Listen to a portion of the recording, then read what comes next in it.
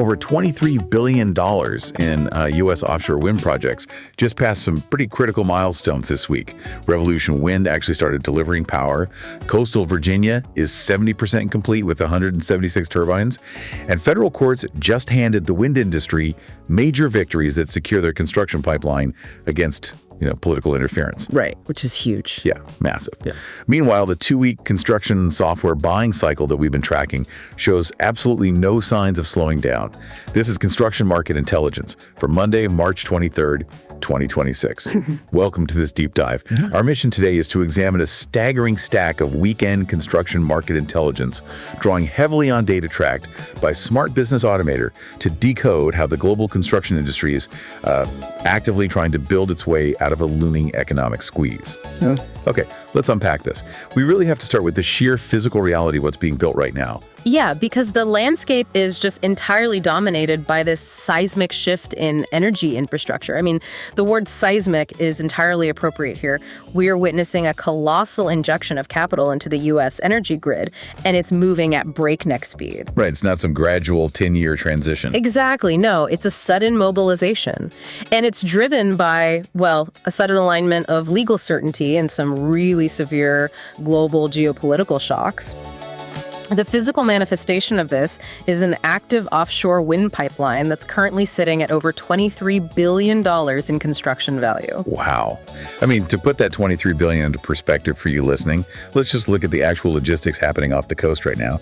You've got Revolution Wind, which is a $6 billion, 704 megawatt installation off the shores of Rhode Island and Connecticut. And they just began delivering power this week, right? Yes, exactly. And then down the coast, you have the Coastal Virginia Offshore Wind Project, spearheaded by Dominion Energy.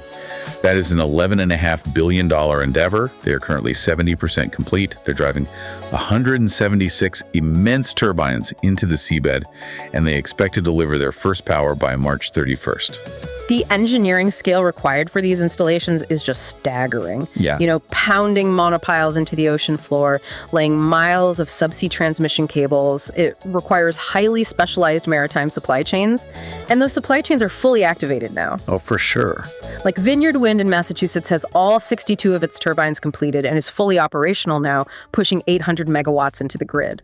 And meanwhile, New York's Empire Wind Project, which is valued at about $5.5 billion, is advancing rapidly through its final permitting stages. But wait, I have to ask. If general construction starts dropped by $33 billion across the board in February, where's the confidence coming from to greenlight these specific multi-billion-dollar maritime mega projects all at once? That's the billion-dollar question. Right, because the capital has to come from somewhere, and investors usually despise risk, especially right now. Yeah, and that is the pivotal factor here. The risk profile fundamentally changed this week because the legal dams finally broke. Now, to be perfectly clear to everyone listening, we are strictly looking at the market impact here, not taking any political sides regarding the government's actions or the wind industry itself. But the facts are that federal judge Carl Nichols dismissed the government's attempt to block these projects. Okay, and what was the rationale there? He explicitly stated that the government's concern about potential future actions was, quote, too speculative. So by dismissing the case, the court provided the one thing that institutional capital absolutely demands before releasing billions of dollars, which is certainty. Ah, got it. So once the threat of a prolonged, multi-year federal injunction was just removed from the equation, the project financiers unlocked the vaults. Precisely. The unblocking of the capital pipeline had an immediate, tangible impact on the market.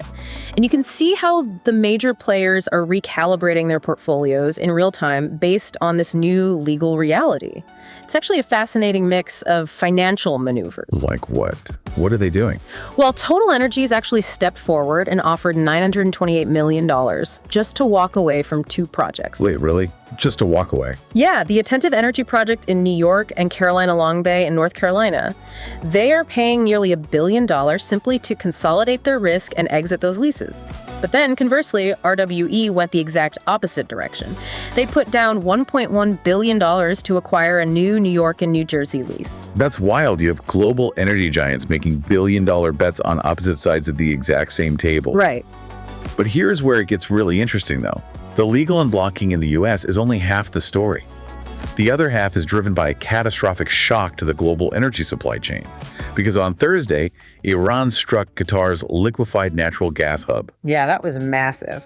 We are talking about knocking 17% of Qatar's exports completely offline in a single day. And the fallout from that strike really cannot be overstated, because Qatar is a linchpin in the global LNG market.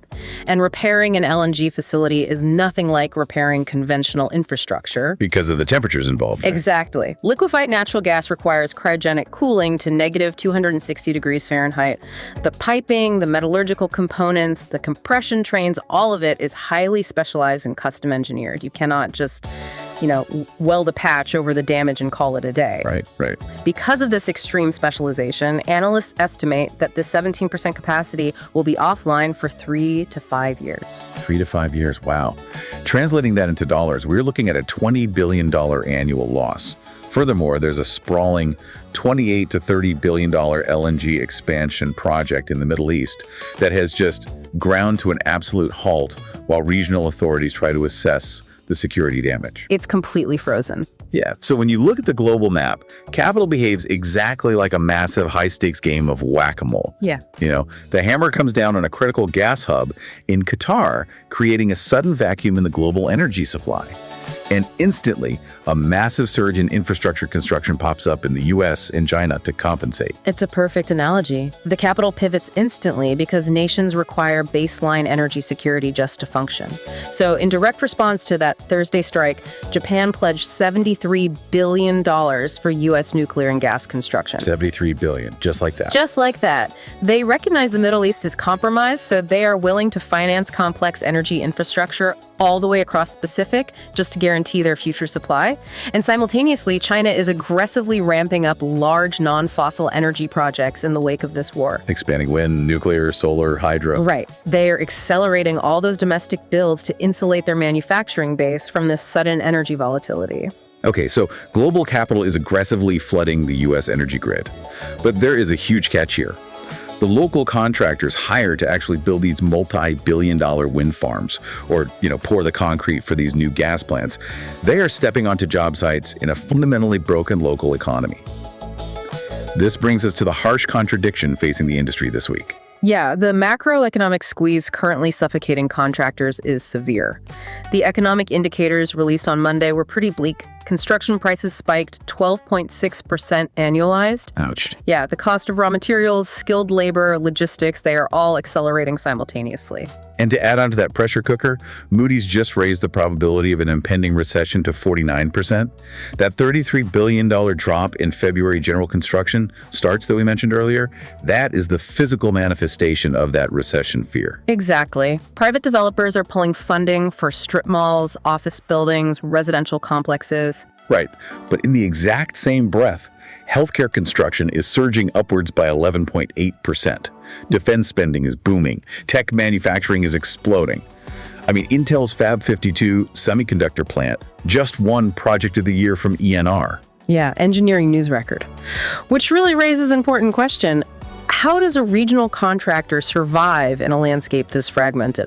You're staring down a 12.6% spike in your overhead, basically a coin flip chance of a national recession, and this bizarrely localized market where a local retail development gets canceled, but a $10 billion semiconductor plant 2 towns over is begging for union workers. The answer is buried in a historic software buying cycle. And this is where the intelligence gathered by Smart Business Automator completely illuminates what is happening in the trenches. Contractors are not freezing their spending in the face of this recession warning. They're buying survival tools. No, absolutely. According to the tracking data, demand for construction management software peaked at a 456% increase and has sustained 13 consecutive days of growth, settling into this elevated 350 to 400% range.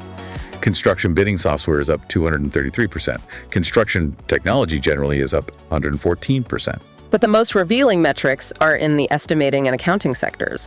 The data showed an enormous single-day jump in construction, estimating searches up 205.6%, which is the biggest single-day jump we tracked this week. Right. And subcontractor accounting software broke out by an astonishing 15,950%, and it sustained that. Plus, residential estimating services saw a breakout of 42,950% that sustained for over 5 days. Okay, I have to stop you there. Because if overall construction starts dropped by $33 billion in February, why are estimating and accounting software seeing 15,000% to 42,000% markups in demand? Are subcontractors just bracing for impact by preparing to do more work with fewer people? What's fascinating here is that the imminent threat of a recession is actually the ultimate catalyst for technological adoption. It feels entirely counterintuitive, right? Yeah, you would expect a company facing a downturn to hoard cash, cut software subscriptions. Exactly. But in construction, profit margins are notoriously razor thin, often sitting between 2 and 5%. So when your material costs jump by 12.6% overnight, your margin just vanishes instantly. The bid you celebrated winning 3 months ago is now a toxic asset. It's a complete liability. You can no longer afford the luxury of sloppy spreadsheets or delayed accounting. That 15,950% spike in subcontractor accounting software. That is the sound of an industry waking up to an existential threat. Wow. It represents thousands of subcontractors realizing that if they do not track every single labor hour, every weather delay, every change order, and every invoice with forensic precision, well, inflation will bankrupt them before the project is even half finished. They are weaponizing these estimating tools to bid faster, bid with hyper accuracy, and basically build a digital fortress around their margins. Okay, so we've established why contractors are panic buying software to survive the immediate margin compression.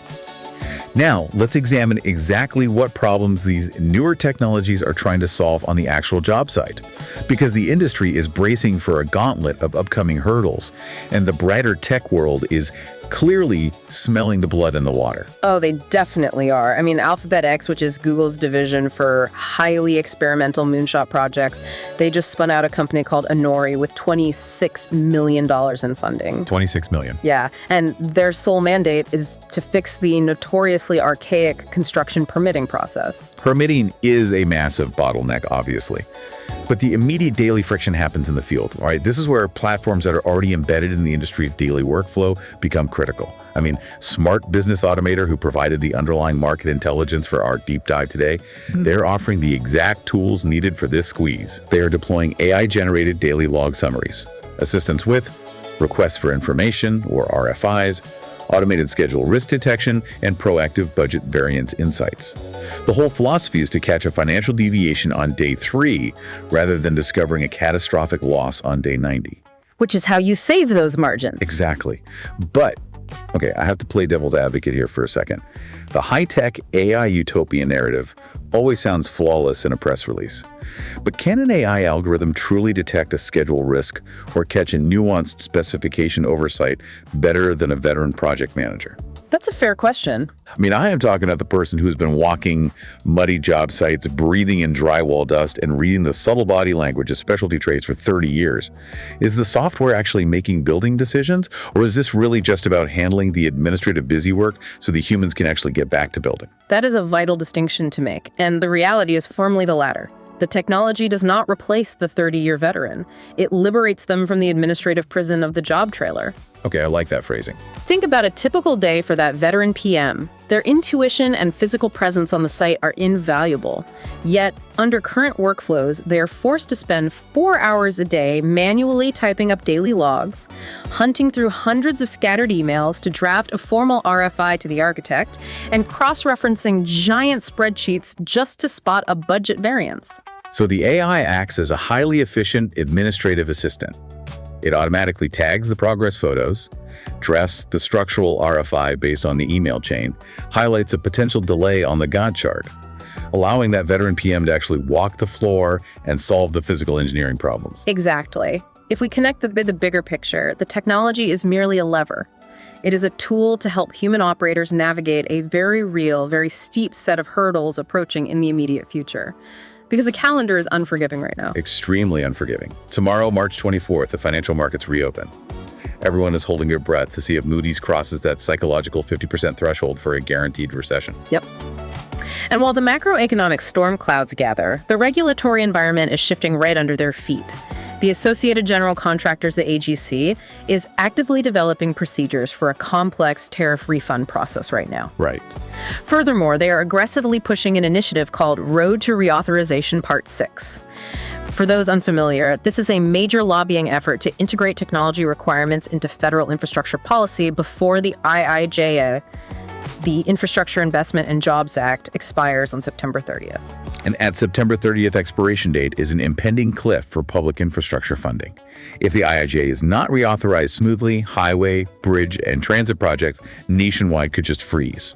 So contractors need advanced software just to maintain the exhaustive compliance records required to secure whatever remaining federal dollars are out there. And the pressure is international as well. You know, the UK just launched its net zero carbon building standard, which is fundamentally changing how global construction firms must calculate and report their carbon emissions.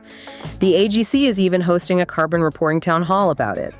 Add to that the approaching Construction Safety Week, which always introduces a new wave of stringent compliance and safety-related announcements across the board. So the construction industry is not adopting this software because it's some flashy new toy. They're arming themselves with high-tech hard hats to survive a brutally volatile environment. I mean, they're caught in a vice grip, squeezed between hundreds of billions of dollars in global capital injections from the energy and defense sectors, and fierce local cost spikes, labor shortages, and recession fears. It is a profound trial by fire. The crucible of this current economic moment is forcing one of the world's most traditionally slow-moving old-school industries to modernize at a velocity we have simply never witnessed before. It really is. To summarize what we've decoded today for you listening, the physical infrastructure of the world is being rapidly rebuilt by an industry that is simultaneously terrified of going bankrupt, yet completely overwhelmed by energy, healthcare, and tech mega projects.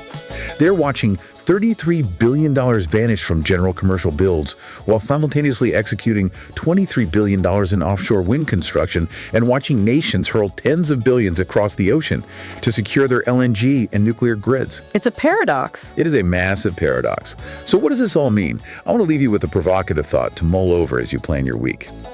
We are currently staring down a 49% recession risk.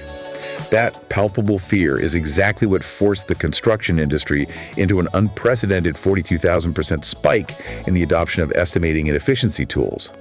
They're trimming the fat, automating the busy work, and building digital fortresses around their margins just to survive the impending storm. But what happens if the recession doesn't hit? Oh, that is the ultimate multi-trillion-dollar question right there. Right.